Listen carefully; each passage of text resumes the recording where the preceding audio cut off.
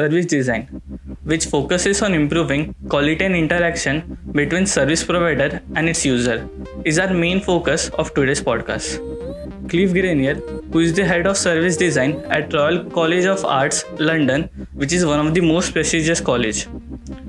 In past 3 decades, he has worked with many great renowned brands such as Cisco, Barclays, Samsung, and many more.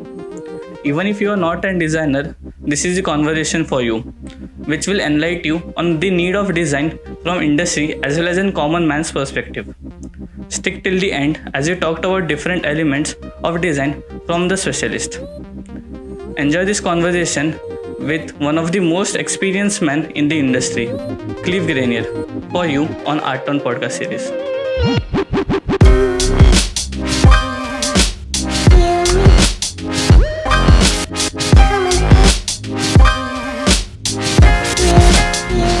So hi Clive, it is our absolute pleasure to have you on our show. So how are you actually this pandemic situation and how's post-pandemic situation working out for you? Well, hello Parth. First of all, thank you very much for inviting me to talk to you. It's a real pleasure. And yes, it's been quite a challenge over the last 14 or 15 months here in the UK. I'm actually delighted to say that myself and the students at the Royal College of Art have done extremely well and produced some amazing projects and carried on working. It's been tough on our mental health as much as anything. And we've just finished our first year with students. Only a few of them have ever met each other. But we've managed to keep the spirit alive through the screen. And we're just about to open a fantastic degree show where I'm very, very proud. Some of the projects are the best we've ever done. So a terrific achievement. So thank you for asking, but we're doing okay. And luckily, we're slowly coming out here in the UK and we're hoping to enjoy a nice summer. That's great. That's great. Yeah. So before starting the conversation, could you introduce yourself? Yeah. So I'm Clive Grinyer. I'm the head of service design at the Royal College of Art in London, in the United Kingdom. And I've been doing this job for not yet 2 years. It seems longer because of the pandemic. But before that, I had a career working in design consultancy and then in some quite large businesses. Started life as a product designer. And here I am now running a service design course, 150 students, 2 years masters at the Royal College of Art. And I absolutely love it. That's great. That's great. Yeah. So as you just mentioned that you have been in this field for a very long time. And so before that, I would like to ask you that it's actually been 3 decades for you. You have been in this industry. So how did it started? Like, could you tell us about your childhood? Like how you actually got into design? Oh gosh. Okay. You're right. That is a long time ago. I actually got into design by becoming aware as quite a young child that people made decisions about the world around us. And funny enough, that came through from my grandmother's dress shop. She had a dress shop where she sold really nice clothes in a little village in the south of England. And every few months, my mother and her would go to London and they would come back with copies of Vogue magazine and many other magazines and say, look, this spring, everything will be green or blue. And I thought, that's very strange. How do they know? Is there some sort of wizard in London who decides what the fashion and the colours are going to be? And it slowly dawned on me, of course, that people make these decisions. You know, they look at the world and they say, these will be the clothes we will wear, or these will be the products we design. And as a young child, I was intrigued by some of the toys I had. I loved model motor racing cars and understanding how they made them and how was the metal formed and how was the plastic formed. This intrigued me. I used to take things apart, and a lot of designers I know recognize that desire to understand actually how things are made. And the fact that we have, I suppose now we would call the word agency over that. We decide. And for me, design has always been about decisions, making decisions. So yes, so it was that quite young age. But I lived in a time where nobody knew about design. It wasn't seen as a career. I think I had a vague idea I would be an engineer because my father was. And luckily, when I was about 16, I went to a college in the New Forest in England, where there was a very young and very small design and technology course. And that was a fantastic discovery to me, that one could make, but also more importantly, design things. And there was a process of design. Things didn't just happen. You made decisions about materials and form and function. And that intrigued me. That was amazing. And I thrived at that. I loved maths and physics, but I wasn't so good at them. So that allowed me, and a very good careers talk from somebody who said, I think you should be a product designer. Never heard of that. So very, very luckily, that opened a door to me, and I went to the local foundation art school and then managed to get a place at Central, what is now Central St. Martin's. It was Central School of Art and Design. Very fantastic history of design and art in London, one of the first design schools, and took industrial design, engineering. And that was then my cast was set. I managed to get a job with Bill Moggridge's company, and I became a real designer. And that was an amazing moment. That's a lovely story. I actually liked how your actual grandmother had an inspiration on you on how your design process did work. Okay, great. So after actually getting out of your college degree, you did had experience with many big companies such as Cisco, Samsung, and many more. And as you just mentioned, you started as an associate in 1983, if I'm not wrong, with Bill Mortgage. So could you tell me about how your journey went around from starting as a design associate?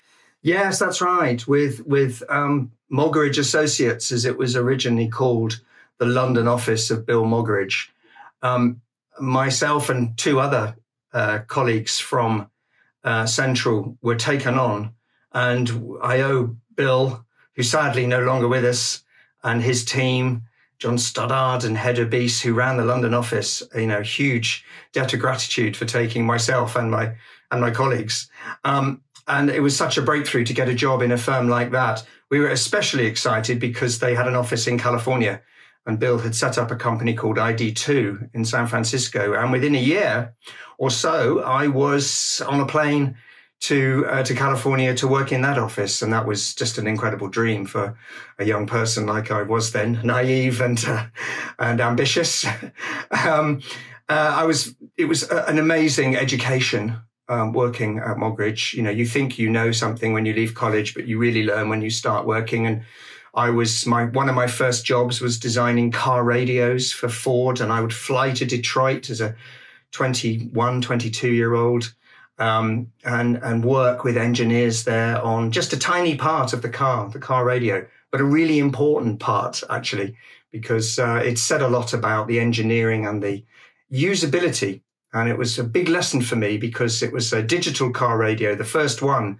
And suddenly there were so many buttons and nobody knew where to lay them out. And it was a story that continued right the way through my life. How do we turn digital into something meaningful, easy to use and simple? So it started right on that first job. But I spent some time in San Francisco during my time with Moggridge, which was incredible. And that was a historic period because a number of things were happening. The personal computer was being invented. Apple were being invented. I bought the first Macintosh for the office in San Francisco. Obviously, being in America was an amazing influence, such a positive vibe, a positive approach to creativity, and a really formative experience for me. And also a moment whilst I was there when Bill Moggridge realized that it wasn't just the product, it was the user interface into the product that was important. And of course, that has been incredibly important to all of us, the idea that we design the interface. And it wasn't just the outside casing of the product that was the important thing. So, I was in the room when that penny dropped and we realized that was important. So moving quickly on, I wanted to design many different types of product. And so after about 5 years, I left, spent a short amount of time with a really interesting science agency, Cambridge Consultants in Cambridge, before starting my own company, Tangerine, just before I was 30. It was kind of a mark. I had to do that. And that was hugely exciting, developing a product design business. And very soon after we had started that with my fellow Martin Derbyshire, who had also gone to IDEO and Bill Mogridge with me when we left Central. Martin and I set up the company and then were joined by somebody I had met briefly, a very young design student then, Johnny Ive, who was 2 or 3 years behind us. And Johnny was just incredible, as you can imagine. And for a few years, we developed Tangerine with Johnny, including working with Apple. I'm quite sure they came because of Johnny, not us. But that was a tremendous time. And then, of course, Johnny one day came back to London and told us that they'd offered him a job, and the rest is history. So from then onwards, I think we all took slightly different routes. I went back to California with IDEO and opened up the Samsung design office there with IDEO. Very, very interesting period of collaboration between a big company and a consultancy, before coming back to London and joining Samsung and setting up their European design office. I then spent some time with other agencies such as Fitch, which was really interesting, very, very different design culture, and then moved into one of their clients, McLaren, the Formula One racing team, developed products, still very much a product designer, before really jumping then into what I love doing, talking about design. I spent 2 or 3 years with the Design Council in London, talking to design, to politicians and big businesses and small businesses, helping them understand the importance of design, before then jumping into Orange, a mobile phone company owned by France Telecom. Lived a bit in Paris. That was an amazing opportunity to develop customer experience, to design the whole experience. And that really was, for me, the beginning of service design, which I then took into Cisco, as you rightly say. I've always gone to places where design wasn't particularly invited. I wanted to take design to places where it wasn't expected to be. But Cisco was a fabulous opportunity to work with cities, with retail companies, with financial services, with CEOs and C-suite leaders, to help them understand the power of technology and also how to design that technology. That's been a massive theme to me through my career. And at the end of a wonderful time at Cisco, I joined one of their clients, Barclays, and built up service design properly at Barclays, which was an incredibly fascinating time. Tough to get design into a bank, but we had some really great successes along the way. And it was after that, I spent a little bit of time with my own business, which is still running, before I came to the Royal College of Art, as I say, not even 2 years ago yet, just over 1.5 years ago, to actually hand over all that knowledge and wisdom that I hope I've amassed and work with our amazing tutors and visiting lecturers to teach the next generation of service designers. Yeah, true. Actually, I would say that I'm envious of you right now. As a designer, this is absolutely the best opportunities you could have got consequently. Yeah. So as you actually said at the start, when you actually go from being into teaching in a college and getting out of an industry, you start learning actually. But before that is when you actually get your principal side. The college is basically for you to tell about the principles and how actually the design works.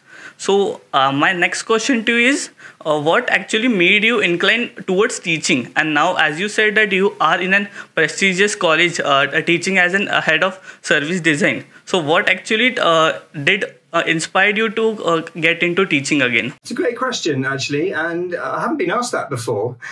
So thank you. But actually, you're right that when you teach, you start to learn. You're absolutely right. And funny enough, it was Martin Derbyshire and myself, when we started Tangerine, which was a product design company, we both started lecturing, part-time lecturing at St. Martin's Central School of Art and Design at the same time, partly because we were probably a bit nervous we wouldn't get enough work through the business. But we realized exactly what you say, that how helpful that was in our own understanding of what design is and helping us communicate that, not just to students, but to our clients as well as our future clients. So we really got a lot out of that. And that kept me involved with education right the way through. By the way, some of the people we were teaching at Central at that time have gone on to be very famous. People like Sam Hecht, the product designer, and Ollie King, the founder of Engine, one of the first service design companies. So we were actually very proud of the fact we were able to impart a small amount of wisdom into their journeys as well.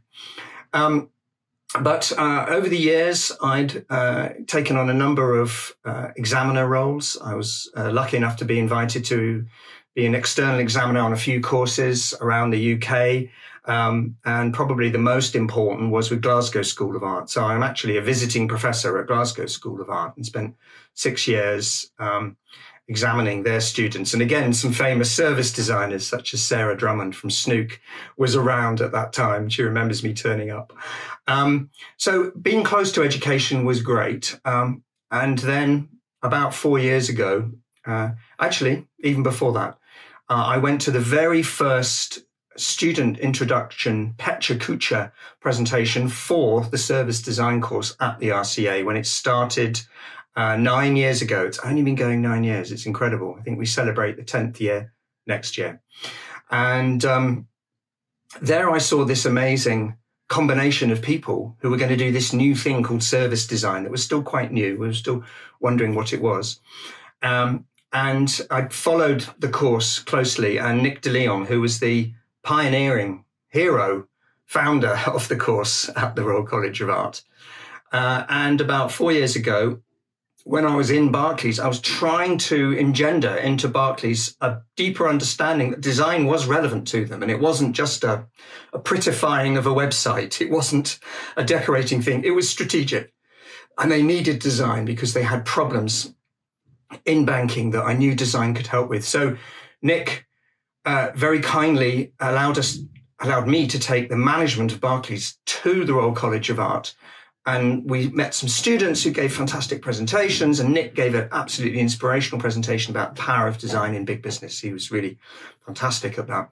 And after that event, he said, would I like to be a visiting lecturer? And I was very lucky. Barclays said I could spend a half a day or a day a week teaching at the Royal College of Art. So that was the beginning of getting involved, deeply involved with the course. And I realized how much I loved it, how much I loved working with the students. I was fascinated by their projects. They were so visionary. Their reach and their impact was amazing. And therefore, when Nick decided to stop running the course and take another role at the Royal College of Art, he looks after all the executive education and all the knowledge transfer. There was a gap there, and I applied, and I was amazed and delighted when they said, come and run this course. And I have to say, it feels for me the thing I was born to do.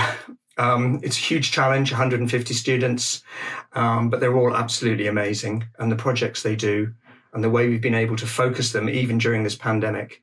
And the graduation show actually starts this Thursday and Friday and events next week. And I'm incredibly proud of what they've done.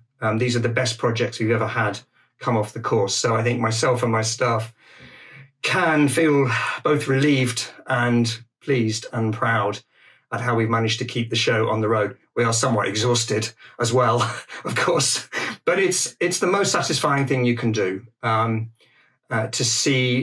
help, to empower, to enable students to get to the best of their ability and go out there and change the world, because service design is a world-changing thing. It transforms the world. And I know that the students will go out into the world and do that during their careers. So I'm unbelievably excited about what we do and what the students will do when they graduate. I'm sure you must be proud. As a teacher, the graduation day can be said to be the proudest moment for a teacher and a student as well. Yes, I think that's absolutely right. Yeah, true. Yep. So before actually getting ahead, I would like to ask you, could you tell me more about service design? Like, how is it different from communication design, visual design, and product design, which are nearly associated with them? That's a great question again, because it's not something people are particularly familiar with. And it is, as I say, quite new. Having said that, it's been going for about 20 years.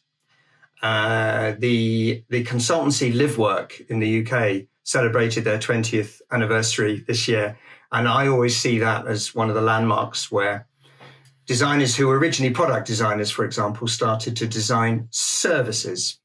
And as I say, the course is only 9 years old itself. But the definition, the answer to your question of service design is, I think, is to understand that there are three components to service design. First of all, it is design. It is the methods and principles of design, the same I would use to design a product.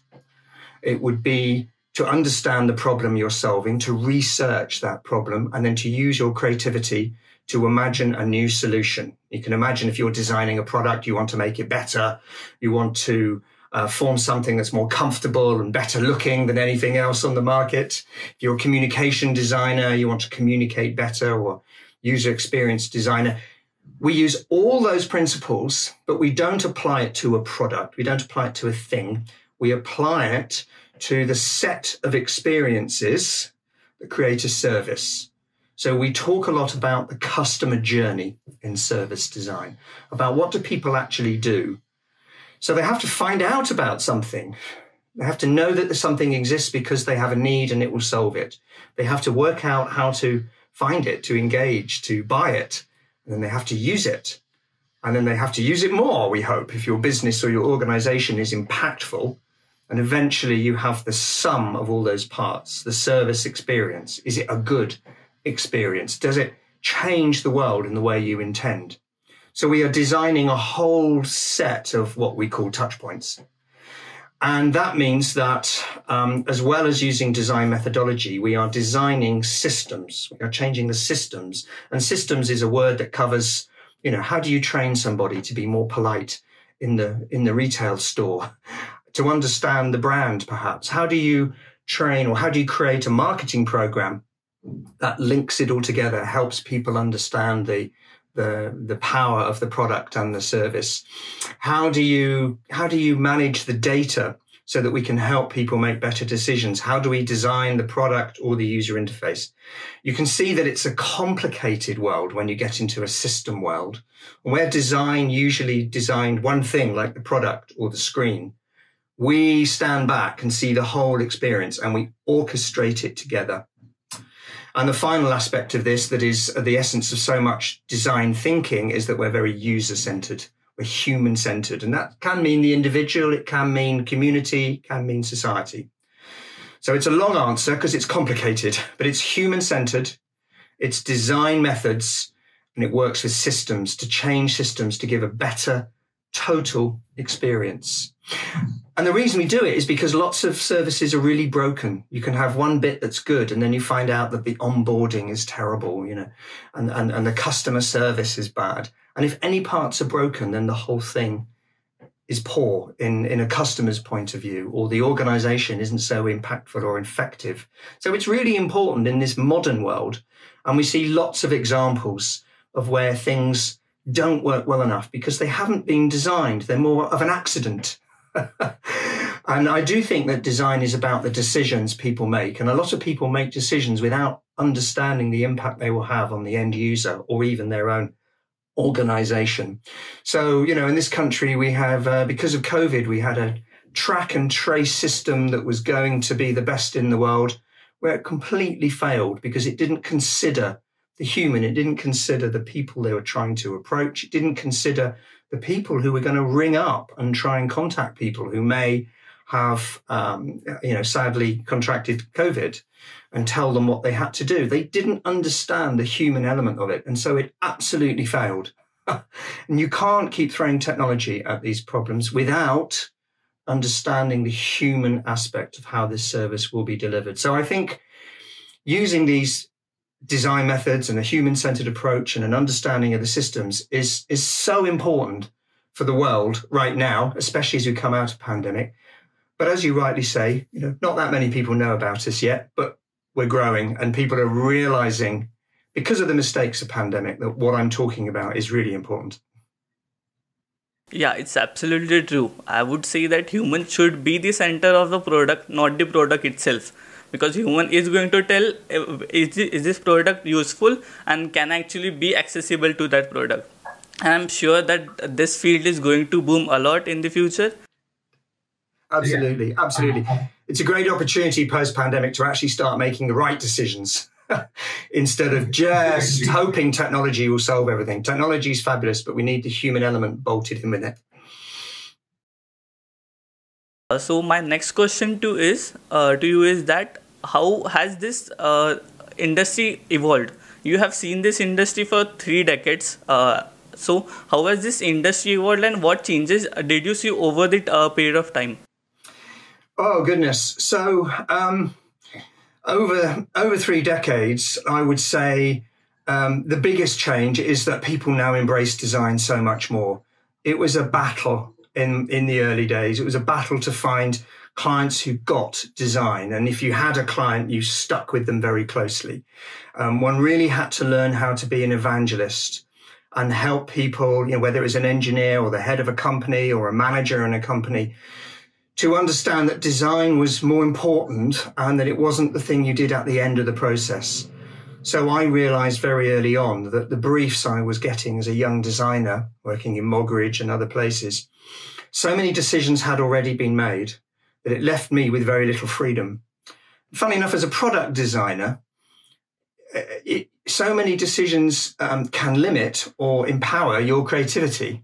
When you're dealing with different manufacturing processes, the decision of a manufacturing process depends on how many products you're going to sell. Are you going to sell 1 million or 10? and that gives you a choice, an economic choice of, can you afford to tool up for a new product, or are we just machining a block of metal because there's only 10 of them? And that massively changes the language of design, actually, the form, if you like, that you can use, the cost, the value to the customer. So when you're a product designer, I think you are in a very interesting position that you suddenly are exposed to a lot of different reasons why decisions are made. But if those decisions are not connected to the design process, then you can be very limited. And you don't have the chance really to be as successful as you could be. So I realized design was a much more strategic discussion. And I tried to bring design up that leadership level and make people realize that if they wanted a product to be really successful, we had to talk much earlier and understand those economic and manufacturing and material and process decisions. So that has begun to happen over time. But the big change has that during 30 years, people have really got design. Certainly the people who made products and increasingly the people who design services, mostly because of failure. They fail so many times. And in the end, they realize designers actually can help them. And we've shown over time the impact of good design. And of course, the ultimate example of that is my good friend Johnny Ive, who because his boss, Steve Jobs, completely understood the power of design and was prepared to take the risks that Apple took when Johnny and Steve created the iMac, the iPod. That is now the world's most successful company, right? They didn't intend it to be, but any business person can see that and understand that has happened, and that has happened by design and the decisions that were made. So that is a fantastic change for me. The second change is the development of this methodology. 16 years ago, the Design Council, after I left, created the Double Diamond that helped explain the importance of research and problem definition before you design. That's had a massive impact on people, and the whole world of user experience, the digital world that we now inhabit. That's very different from the physical product design world. And yet, as I was saying, all the methodologies, all the behaviors of a designer have transferred brilliantly into the digital world. And we are working with fantastic technology, whether it's digital banking or science and genomics in healthcare. Design is there. It is working with those people and making sure that the overall experience for people and the impact, whether it's big business or a charity, actually is able to be more successful by design. And that's a powerful message that is being heard right across the world now. And that's very exciting. That's really great. Yeah, so my next question to you is how would you define a good designer and a bad designer, and what qualities do you see in them as we are going into the hybrid era? And yeah, there are new technologies evolving over the period of time, which couldn't have been 3 decades ago. The technology involvement was much lesser. Right now, it's evolving daily on daily basis. So how would you define that? So a good designer and a bad designer, that's a tricky one.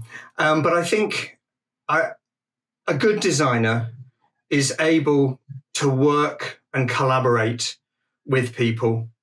We talk about three really important behaviors, actually, of designers. Designers can know all the tools. They can understand how to do an empathy map. They can do a blueprint, whatever it is. But what makes a great designer is curiosity, really curious about why people are doing things, what are they doing, going and doing that research before you accept the brief. And that leads to the second behavior we think is very important, the courage to challenge the brief, to say, we're going to go and find out what the real experience is of this product, of this interface, of this service. We're then going to come back and we're going to be honest with each other. We're going to be courageous and say, this is the real problem people have. And then we're going to collaborate together. We're going to lead that collaboration and have a very clear vision of what a better solution is, and take everybody around us, the engineers, the coders, the customer service people, on that vision. So we talk a lot about leadership in service design especially, and it doesn't mean that you're the chief executive. It doesn't mean that you're the boss or the manager. What it means is that within that collaborative group, you're able to facilitate the conversation and lead that conversation to the best possible outcome for your user, because that is the best possible outcome for your business or your organization. Of course, it's always a balance. A good designer understands the balance between, yes, making something desirable and attractive and easy to use, but there is a business viability there, and there is a technology feasibility there. And those three have to be in balance. We talk a lot about that on the course. How do we make sure that the business can sustain? How do we make sure that technology can be delivered appropriately and successfully, and that the technology is there? But finally, how do we really make it desirable, easy to use, adoptable, remove all those barriers so that the perfect triangle is formed and we have a brilliant service design? And I think great designers understand that. The final thing I'd say about a great designer, especially in service design, is that they're able to storytell. They can tell the story of the power of the product that they're working on, the service that they're working on. They can communicate that to a CEO. And it's tough on some designers. They have to learn how to communicate. They have to learn how to boil it down into a 1.5-minute presentation when you've done months of work and you want to show everything you've done. We have to communicate to other people in a way that they understand. So design is facilitating, it's communicating, it's storytelling, it's collaborative. We are performing a role in helping the world to be more effective. That's not quite the same as walking in and saying, hey, I'm a great designer. That wouldn't work.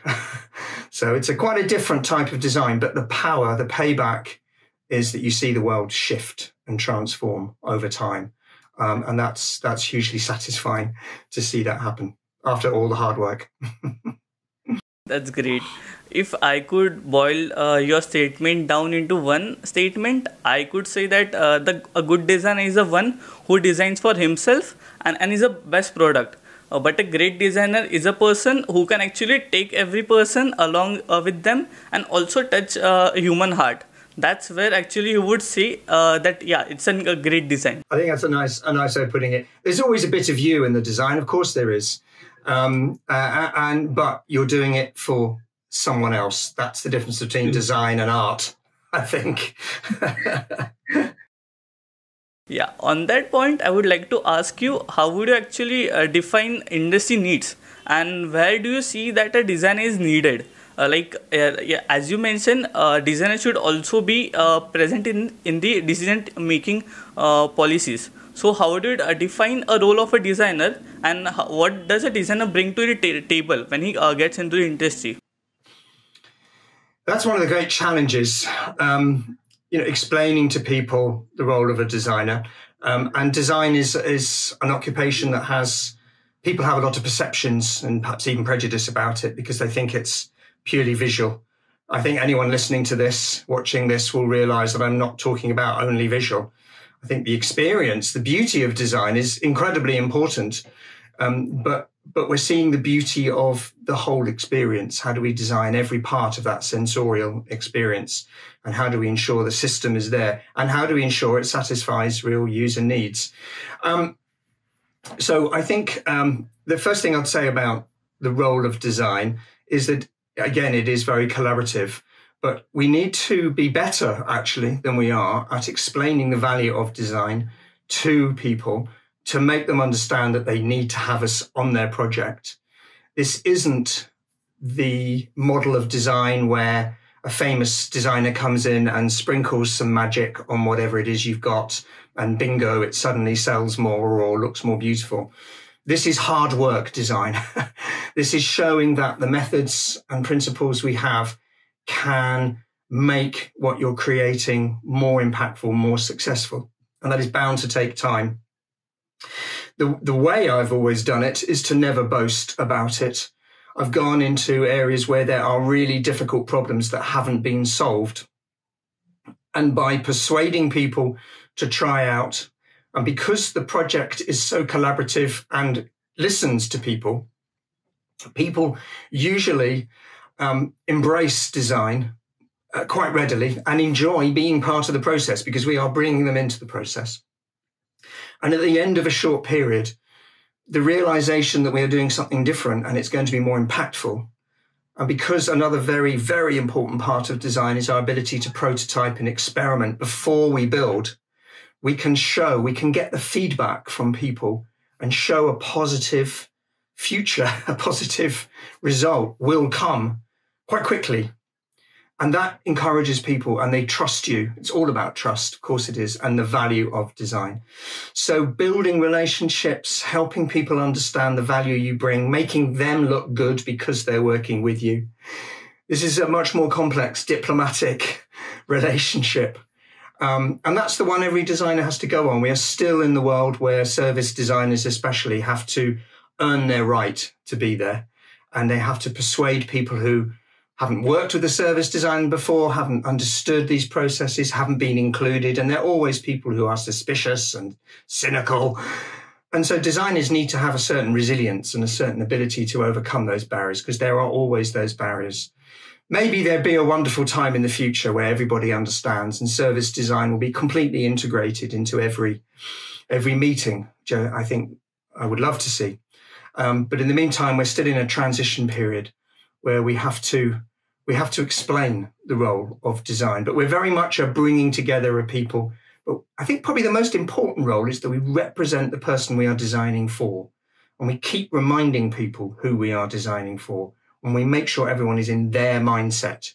That's why we have personas and research and so many things to keep people focused on who we're doing it for and why we're doing it. I guess that's the ultimate answer to your question. That is the role of the designer. As you mentioned, that a great designer can't actually come and just sprinkle some magic and a great design will be born. So for that, I would like to ask you that as a designer may face challenges to how to come up with new ideas. So personally, what do you feel about that, and how do you actually come up with new ideas, as ideas are actually based upon a client and not upon you? Yes, that's a really interesting point. And sometimes designers, we get so fascinated by the research and the interaction with people that we want to research forever. And I'm always reminding service designers and my students, don't forget to design, right? We got to create something. And what I find interesting about that is you're absolutely right. The key source of creativity is the insight you get from interacting with people during your research phase. We're trying to understand what people are really doing. And this came from the early pioneers, IDEO, yet again, when they started bringing in ethnography and realizing that by seeing what people do, you suddenly learn so much. That is the rocket fuel for creativity, actually. The story I always tell is the story of the Helen Hamlin designers, the inclusivity unit inside the Royal College of Art, who were working with London's Heathrow Terminal 5 airport. And they wanted to understand how older people in the future would travel around the airport and how to specify the airport to be suitable for them. And they followed old people around to observe them and saw them all going into the bathroom a lot. And then they went into the bathroom and realized that actually older people were listening to the announcements because they couldn't hear them in the main part of the airport. It was too noisy. So they had to go somewhere quiet, and that happened to be the toilet. But, what you realize is the minute you know that, the solution is there. We need to create a different type of space, a different place where people can sit and be silent and you can be creative very quickly. So the way we develop our creative tools is around connecting to that insight. What have you seen when you walk through the customer journey? What are the pain points? That becomes the thing you need to then sit down and be creative about. And then we love using, the techniques of brainstorming and crazy eights, the Google Sprint method of having 8 ideas in 8 minutes. It's about creating lots of ideas very early on in the process, many, many ideas. And people still think creativity is a moment of magic on a misty mountaintop or in the shower. Oh, there it is. Now, sometimes that does work. But I'm a big believer in don't just have one idea. If you have one idea, force yourself to have another. Go to the creative gym and keep working that creative muscle, because we need lots of ideas. To find the best idea, we need to generate lots of ideas. And people get confused by that. They think, what if we have lots of ideas, we have to build them all? No. This is where the diamond works again. You have lots of ideas and then you measure those ideas against what you're trying to do, against the insight and the definition of the problem. Which one will solve that problem the best? So creativity and deciding on the best ideas is very closely linked. But I'm a big believer that collaborating together, getting lots of people to have lots of ideas, discussing them, measuring them back to your objective. And then, of course, prototyping. Try them out. Nobody knows if your design is better or worse. Don't argue about it. Prototype it. I keep saying that to my students as well. Prototype can be very easy. A prototype can be a post-it note on a phone. All right. It can say, look, what do you think of this? And you can show it to your chums and you can show it to customers and they say, that's a terrible idea. Or they say, oh, wow, that's great. Keep going. So the whole design process is sort of linked together. But creativity for me is the thing we sometimes forget. But that's where the magic happens. And you come up with something that reacts to something you've seen. And then you can prototype and iterate until it becomes a perfect piece of design. And your creativity can be delivered. I hope that makes sense to you and your audience. Yeah, it absolutely does. Yeah, so I can see that a designer is someone who predicts the future by studying the past. I think that's a good way of putting it. Yeah. So on that note, I would like to ask you, how would you actually look at the future of a designer? Yeah, designer does design a future, but what is the future of this design industry and how is it going to evolve in, say, 1 decade or 2 decades? Gosh, that's a big question to get out my crystal ball and understand where it's going. Well, as I said, I think that the overall thing is that design is becoming more successful and people are understanding it. Businesses wouldn't dream of developing an application or even a service now without understanding they need to design it in a human sense as well as design it in, let's say, a technology sense. So I think that sort of cultural change will continue. And as I mentioned before, I think design as an integrated part of every company, of every meeting, we should have a designer there. People should realize that the tools of a designer will help that meeting go better. They'll capture the ideas. They'll turn them into tangible outcomes that we could go and test for every meeting. Imagine that. Turn everybody into a creatives. That will be a very powerful thing in the world. And I hope we do see more of that. And perhaps in a way, everyone will feel that they are designers. And I think that's potentially a good thing. I think the other answer to your question is that, more specifically, service design keeps growing in what it does and the tools that it has and methods that it has in its armory, if you like. So, just in the last few years, we've spent some time bringing in economic theories such as jobs to be done, this idea that's very similar to user needs research, but delivered from a sort of Harvard Business Review. Clay Christensen created this idea that if you actually work out what people were trying to do, then your marketing and your product development and everything else will be much more successful. Well, that's clearly our message, but we can embrace that business idea and help people understand what we do. Secondly, areas such as future forecasting and speculative design that have usually been sort of quite futuristic products. We are bringing that thinking into service design and using it to help people develop policy. If we look ahead 5, 10, 25 years, it actually allows us to design what we're going to do with our policy, with our strategy from the future perspective. And that's proving to be really attractive to businesses and governments who have to make longer term decisions. So we are like magpies in service design. We bring all these technologies in and we try and apply them to the problems we're trying to solve. And I think that will continue. And I'm sure that there will be new areas, areas like behavioral economics, absolutely fundamental to what we're trying to do. We're trying to change behavior. We're trying to change systems.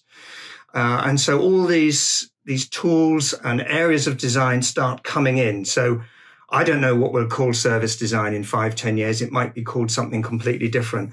I don't really care, as long as we're all doing it.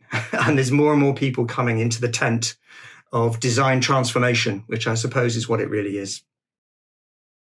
Absolutely true. You have worked on many more projects and you had done great in that. So do you have any personal project you want to do in the future? Gosh. I was very lucky and during the short period before I joined the Royal College of Art, I was working with an organisation called the Policy Lab inside the UK Cabinet Office, which has been one of the few design units inside government anywhere in the world that has survived quite well, 6, 7 years now. Though there have been amazing design labs in other governments in other countries. And I think the insight I got there, actually being able to use some of the things I'm talking about to help government policy and therefore help enormous numbers of citizens around the world, around the country, actually thrive, be more successful, help government really help them. It's not political. It's about just making government work better and helping people interact with all the mechanisms of life, which funnily enough was true in the banking industry as well. In banking, you're actually helping people achieve their goals, manage their money. Many of my students work in projects with vulnerable customers to help people do better. These are the kind of projects that make you think, wow, it might even be a small contribution, but we can really have a massive impact on the quality of life. And I suppose if I was to dream of a project, it would be to go into that kind of environment and to really help governments change their somewhat bureaucratic thinking, help people inside government, inside policymakers' heads to really make some better decisions that will make everybody more successful. We've seen in COVID immediate reaction to science. And of course, it's all been about vaccinations and technology tracing. And as I say, sometimes those haven't succeeded. So to be able to dial into that, to be able to take a role in some of those big decisions. I have a friend, Deborah Dorton, who runs the Design Business Association here in the UK, who's fighting hard at the moment for a chief design officer. We have a chief science officer, so why no chief design officer? And of course, most people go, what do we want one of those for? They're just going to paint the walls. No. This is fundamental, and it's why you've failed so often in the past. So that will be the role. I want to be the first chief design officer. I think there's better candidates. That's good. And you said rightly that a designer's small change can actually change the way a human look at his complete life, and it has a massive impact on the user. Absolutely. It can be tiny things that make a massive difference. One of the first successful service design projects in a hospital was a piece of paper where they just wrote, does this person have a health visitor? What is this person just been treated for? It was an exit document because too many patients were leaving hospital and 2 days later coming back because nobody knew what had been wrong with them. There was no connection back to the health service. A piece of paper when you left hospital completely solved that and massively reduced the number of people in hospital. Wow. I love that kind of example. Yeah. So as we are coming to the end of this podcast, I would like to ask you, what message would you like to give to our audience and the listeners? Thank you for giving me that opportunity. I think if you're not a designer and you're listening to this, I hope you realize that there is a piece of the jigsaw missing in the world, and it's called design. People who actually connect all the fantastic capability of the world together to make sure, to facilitate everybody's positive efforts, to make sure things really work for people and there aren't any barriers and they're easy to use, and that they are joined up and orchestrated. And that needs design. We all play a role in that design story, actually, even if we're a CEO or somebody, a manager in a company. Think about the human. Don't just be obsessed with your organization. Think about the end result. Designers will help you that. And if you're a designer, take a deep breath. You have a big responsibility, right? We need you to go out there. You will play potentially a huge role in helping the world work better. I really believe that. I don't think designers are gods, but they are a missing link, and they can help other people be successful. And together we can really make a massive difference. And that is your role, designer. Your role is not just to satisfy yourself. It's to get a much higher level of satisfaction in helping others really achieve something. And I do fundamentally believe that design has a crucial, if not critical, role in helping us achieve the best we can for everybody. So good luck if you're a designer, and thank you for listening if you're not. Thank you so much. It was really a great conversation. I got to learn a lot from you, and hopefully my audience also had great takeaways from this conversation. Thank you for coming on our show. Thank you, Parth, for your persistence. It's been a real delight and a privilege to talk to you and your audience. Thank you very much for the opportunity. Congrats to all of you who made it till the end. I really hope you liked our show. If you did, please leave us a review on YouTube comment box. And by the way, if you had any question which came up because of the content we covered with our guest, go on YouTube, go on Instagram, and you can leave us a comment. We will surely get back to you and help you as much as possible. ArtTown.store, that's the website name, and our Instagram ID too. Find us and talk to us. We are waiting to converse with you.